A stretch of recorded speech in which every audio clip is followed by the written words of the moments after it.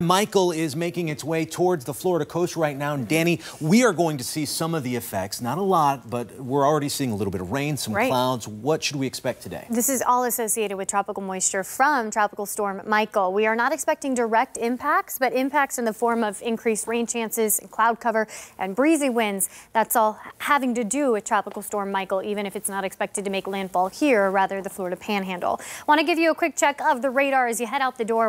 Where we've seen the most consistent rain this morning is in southern Collier County. We've watched rainfall in Achapee, Everglades City, Fakahatchee, Port of the Islands, Copeland, Chokoloskee pretty much all morning long, and that continues. 41 going to have some puddles in the area, as well as State Road 29, just from the consistent rain. Closer to the coastline here further west, Shell Island, Marco Island, Lely, seeing that light rain continue as well. But further north, things are starting to back off. We do have some light rain through southern Cape Coral, through McGregor. It looks like some light rain falling, but in Lee County, the rain over 41 is drying out. So not major rain impacts this morning for Lee or Charlotte. That's primarily going to be in Collier County along 41, even as it takes the turn and heads over to the east coast. So we'll be keeping our eye on the radar. We are seeing that rainfall this morning. We are seeing the increased cloud cover, and we'll continue to see that through the next couple of days here as Michael pulls into the Gulf. A hurricane watch is in place through portions of the Florida Panhandle. Tropical storm watch in place as far south as about coastal Manatee County through the Tampa Bay area,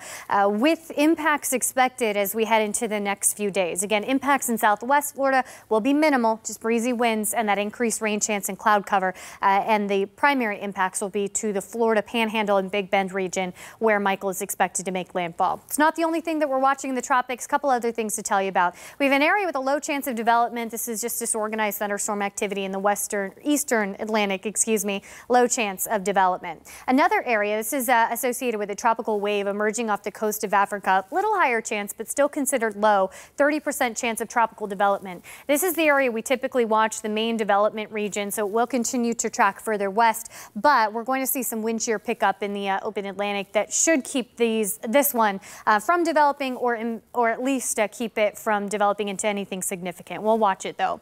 And then we have Leslie, still a tropical storm out here in the open Atlantic, hanging on, but not impacting anyone. It will continue to track east. And of course, the big one for us right now is Michael, centered between western Cuba and the Yucatan Peninsula. It is just below hurricane strength right now with winds of 70 miles per hour, but is forecast to strengthen to hurricane strength at some point today as it heads into the southern Gulf. In fact, Category 2, almost to a Category 3 is what we're looking at as it heads through the Gulf of Mexico. Landfall is expected along the Florida Panhandle Wednesday night into Thursday morning, and it will weaken shortly after making landfall. Again, the core stays off of the Florida Peninsula for the most part. The impacts will still be felt in the form of breezy winds and enhanced tropical moisture. It looks like the tightest clustering right here along the Florida Panhandle.